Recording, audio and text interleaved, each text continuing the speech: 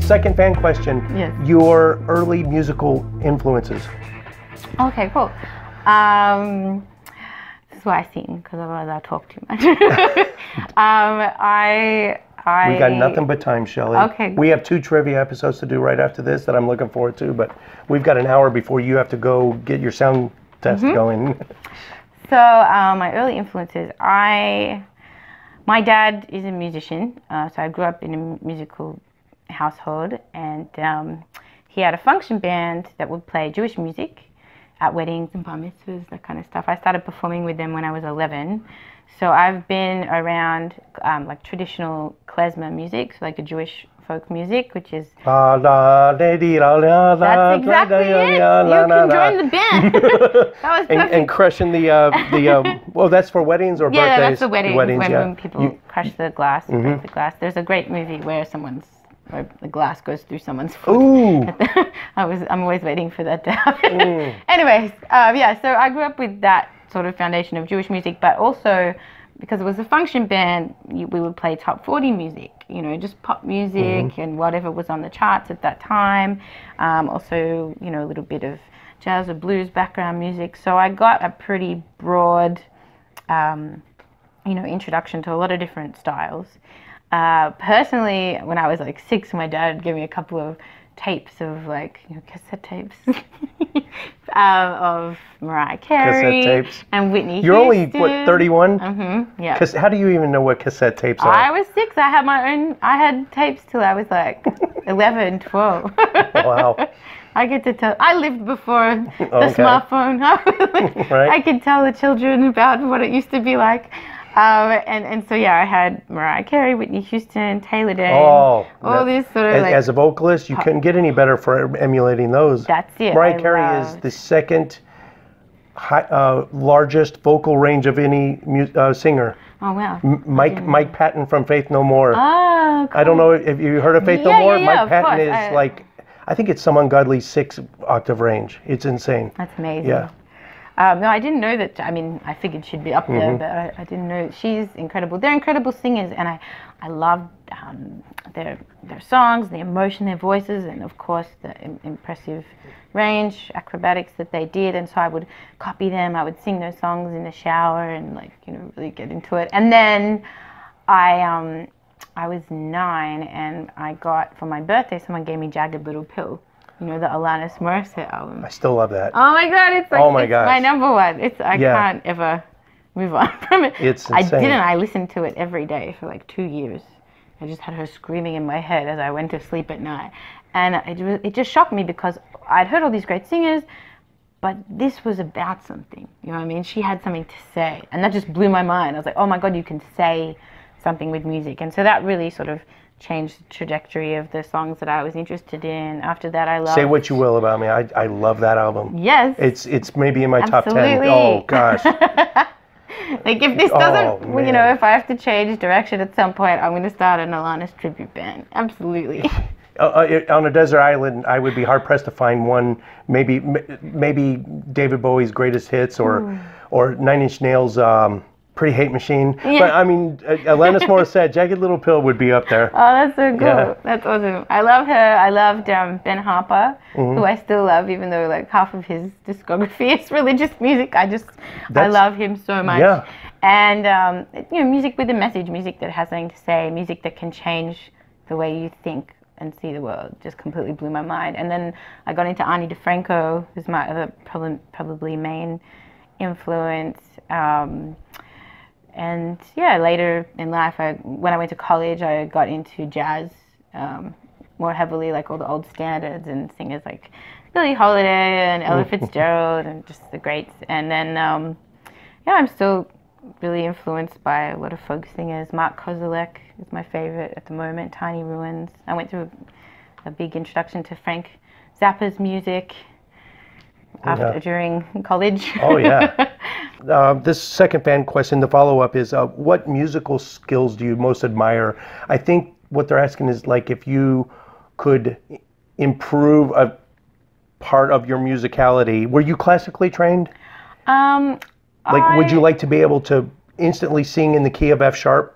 Or are you able to do that? If I said, hey, I want you to sing off this latest album, but I want you to start it in the key of F sharp, you could do I mean, that? I could do it on my guitar, but I couldn't do it. Is there a particular skill that you would like to get better at? I'd like to get better overall. I think probably rhythmically, like I should learn the drums or something, because I always, when I first started playing, I was just on my own with no other musician. Well, I mean, other than when I was doing my original music, just on my own on my guitar. So my rhythm could definitely do with some work. But I just want my writing to get better. I'm obsessed with like saying something perfectly and doing it as quickly as possible. I'm in LA at the moment, and I do a lot of writing for other artists, which is really fun and really exciting, and in all different genres. And so I'll go into a session with a room of strangers, 2, 3, 4, I think 9 people sometimes is the most. And it's like, you've got 2 hours, you've got to perform, you've got to get a song done on the spot, and it's got to be, evocative, emotive, it's got to say what you want. If you're working with an artist, it's got to say what that artist really feels and believes. And so for me, I'm just working constantly on that, and I admire... Why such a tight time crunch, though? Well, because... studio time, or you got to get in and get out? It's different all the time. Sometimes you'll work with an artist that has a bigger budget, and you can you can spend I see. a week. But if you've got, everyone's busy, everyone's got their own lives, like, okay, let's get a session, let's get a song done today. Maybe you have 3 hours or 4 hours, or you might have a couple of days, and it's like, well, you have to get out as many songs as possible to make, the time and effort and energy of the whole team pay off. I don't work well under time pressure like that. That's, ooh. Well, I like it now. I've had to adjust with, I feel like early on that was never something I could have done. I always feel like I have to have the inspiration, things have to happen to me, they have to build up, and when I'm ready, they'll come out right. But now, like, I love it. I'm hungry just spit it out? Not just spit out, but just like, it's a challenge. It's like, okay, there's this thing I do it in 2 hours and make it, nail it, I really like that. And so I admire that, and that's something I'm working towards. I did this really cool thing on my Patreon recently, where I did a group songwriting session with my Patreons. So I live streamed. I've got this Patreon only Facebook group, hangout group, and so they came in there and I live streamed in there, and we hung out for like 3 hours, and we wrote a song together. What? It was so cool. It was the first awesome. time I'd done it. It was like 15 of us. And I went around the group, what is everyone going through? And someone said, oh, actually, I think one of the guys is going to be there tonight. So I'm going to play a song at my show here.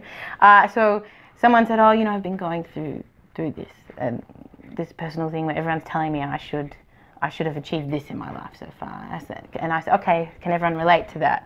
I said, yes, people tell me I should have kids. I don't ever want kids, And that annoys me. And then so people got it, and they started sharing their stories, and then we came up with this general concept that encompassed everyone's story of, people have these expectations on me, and I want to be free to live my life how I want. And so that resonated with everyone. So then we moved forward and we made the song in 3 hours. It's called Who I Am, and I'll play it at the show. That is cool. It's so cool, and it was cool to share the process with I'm a behind everyone. the scenes guy. It takes me 6 hours to edit a 30-minute video, and I just crunch everything meticulously. Yeah. The first thing I thought of when I thought of your Patreon only, do they have intellectual rights to that song now? Did they sign a talent release? What's the legal aspects? No, they didn't. But Can any of them come back and say, hey, that song is 1/6 to mine now? no, and even if they do, I don't care. I've got enough of my own songs, and I understand that. You've been very generous with your songs as far as making them available to people without having to.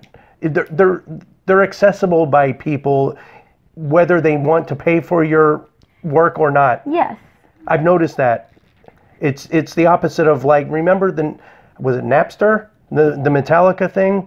When they were fighting, you can't copyright. It's an interesting, and people have different opinions about them. A lot of people sort of really dislike Metallica for that, but I think what Metallica was doing was sticking up for small artists, because they knew, it's Is not it working? Did it work? It's not going to hurt them. It's debatable. It actually benefits the little guy. It's debatable because it helped. I think they raised awareness about the issue that, musicians deserve to be paid for their music, which I agree with. So it's hard to know, if they helped overall they're not, because the people that invented Napster actually own Spotify, and that being a paid service has moved towards people understanding and accepting that they need to pay for music. But it's a joke. I mean, from when streaming was introduced from digital sales, you know, I lost 90% of my online income. So that's a pretty big hit. And I think they were. Taylor Swift does it too. She doesn't have any of her music on the streaming services. I think they were sticking up for small artists because those are the ones that get hit. They don't have $1 million sponsorships. If anyone's watching and wants to give me $1 million sponsorship. Yeah. You know, is there still anyone? Earlier we talked about. I said off camera before we started that I told Shelley that I think atheists have less hero worship than the rest of society, and she says that's absolutely not true. There's people that you said that people will come to your show and then they'll email you later and say I wanted to say hello so bad, but I was intimidated. You're too big of a deal. I couldn't bring myself to come and say hello to you. I think, you know.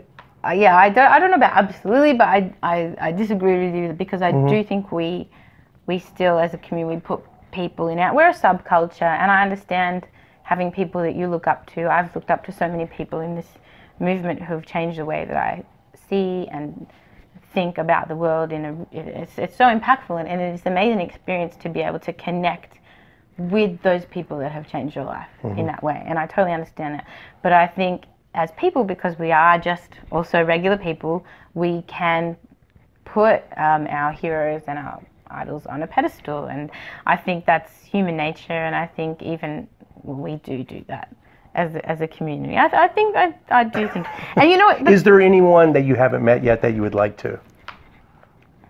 In the atheist community? I think I've met everyone that I really wanted to. I never got to meet Hitch, which was really bad. I was booked to play at a conference that he was at, and I was going to get to play. It wasn't that last one in Houston? No. It was in Australia. He never made it to that, but I wrote this. One of my favorite songs I wrote was inspired by his words, and I would have loved to be able to play it to him.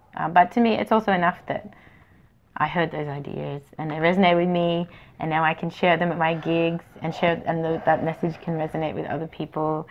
One thing, it's interesting, you reminded me with that question. I think we, you know, as people who are skeptical and are criticizing the way that other communities and institutions are run, I think we need to do a better job of the way we run in our own communities, because we're criticizing them and we're asking for higher standards from them. And can you give me an example? Just groupthink, you know, it's sort of things that you were even alluding to before, and it's like we want better from these other institutions, but it's hard. I'm not blaming us specifically. I think it's just human nature. I think you've noticed that too. I think groupthink. It's you're either with us, you're against us, like tribalism. Exactly. You can share 99% of their views, but if you say, I don't know about this one, then you can be ostracized by this little in group. And even, you know, I've been to fun debates. So one thing that reminds me of it, Dragon Con. I went to Dragon Con, where Aaron did a great talk about dragons and this, like the where dragons have come from. But it's, you know, there was a debate about whether we have the, what do you say, the hardlined atheism, firebrand atheism versus, you know, more accommodating. And there was a debate, and it was like, this is the right way, this is the right way. It's like, no, they're both the right way, and this approach is going to speak to these people, and this approach is going to speak to these people. And if someone is like, let someone else, that goes back to what I was saying before, let someone do their activism in their way. Don't try and, you know, police somebody else. And so I think we are just as fallible, and we're just as susceptible to groupthink, to all of the problems, the politics and dynamics that come out of, you know, groups and communities. And so I think, I don't know how, but I think we need to find a way to do it better, because we're criticizing. Be more tolerant of each other's methods. We're criticizing, you know, and corruption and other things that I'm not saying anything about that specifically, but all the problems that we see in institutions and communities and religious communities and institutions that we criticize, we need to find a way, or the groupthink, we need to find a way to do it better, or to set up ways that we don't fall victim to those things that we're trying to criticize ourselves, which is so hard. Like, how do you make a movement to say, you know, community structures are bad? It's almost impossible to achieve. So I'm not saying it's easy, or like we should have got there by now. I just think we need to put our heads together and find a way to do that. I don't know. We are running really short on time. We still have 2 more trivias to do, Shelley. Okay, cool. Okay, this is the last question. I ask this of everyone. Okay. Depending on if you're a believer or non-believer, I tailor the question. So here's your question. Everyone gets this question. So, if it were proven to you right now that the God of the Old and New Testament were true, there's no more debate. He's real. There's no such thing as an atheist anymore. Everyone knows that he's there. Yeah. How would it change your life? What would you do differently? What would you change the way? What would your songs start to sound like? Well, the first thing I would do is join the revolt against him. I've heard that one. Yeah, he is. You're friends with Aaron Ra. That's exactly what he said. Oh, really? That's what I say to my friends. They're like, why are you against God? I said, I'm not against God. I don't believe in him. But if he did exist, I would lead the revolt. Even if you knew it was a futile effort, he's omnipotent. Yeah, I mean, you would still lead the effort. I think we should fight against injustice and you know, and torture and torment and evil. Even the threat of eternal damnation hanging over your head. Absolutely, I will fight. Well, I will go there anyway. You know, I would fight against that, because I think that even if you had a chance for redemption now knowing that he's before you say you're not dead yet, you found out before you're dead, you have a chance to turn and give your life over to him, you would still not do it? I don't want to be a slave. That I couldn't have said it better myself. I mean, that's perfect encapsulation. My music wouldn't change. I'd still be trying to write good things. Nice. Well, thank you so much for coming on. Thank you so much, Jim. This is awesome. Really fun. All right. Take care.